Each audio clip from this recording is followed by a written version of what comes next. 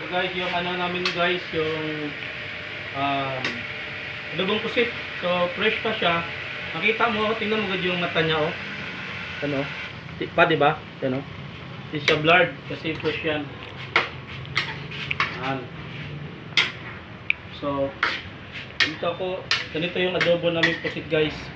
Ang ingredients nito may ano guys, ano kami dito yung red pepper, tapos meron kaming bawang sibuyas, tapos na paminta. So hindi ko na pinakita sa kanina kung paano ko, siyempre normal naman kasi na igisa mo yung sibuyas, bawang, di ba? At saka mo ito ilagay yung okay?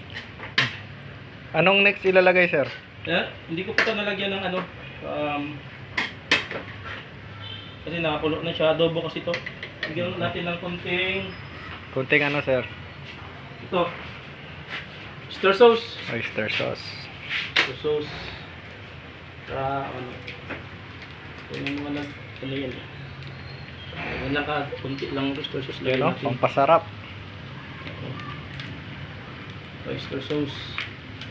Okay. Yan. Tapos, yung bitsin natin Diyos. Ito. Yan. Lagay ako ng kunting bitsin. Tsaka toyo.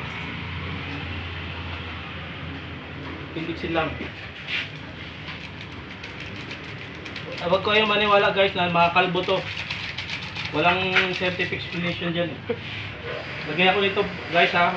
Silver Swan kay baka naman na Sponsor. sponsoran tayo ng Silver Swan. So, darating lang yan dito sa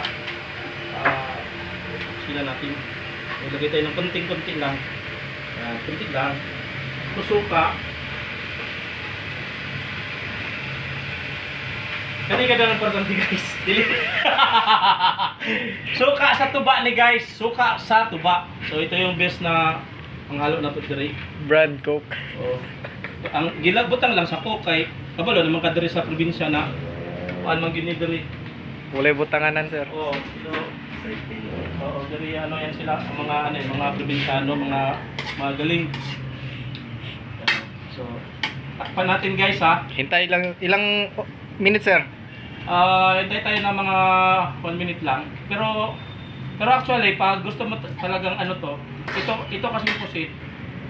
Yan o, mas masarap kasi ito pag medyo ano, palaputin mo siya. Tingnan mo gudos, masabaw pa siya. So mamaya guys, maglapot siya. So ganito ako mag-adobo, hindi ako ganito. Yung iba kasi yung mga ganitong ano, ginahaon na nila kasi daw para daw malambot daw. Hindi naman. Iba yung technique mo, sir. Iba yung ano ko kasi dito pag lumapot na yung sabaw, Okay na yan. sabihin, good, pwede na siya i-serve. Sa mga ganito, sa iba, Hindi pa. na-serve na nila. So, discarte nila yan.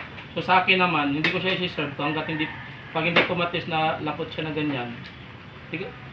Pag lapot na siya na ganun, mulapot na siya, malaman mo na, pag ganyan mo, no? Goods na yun.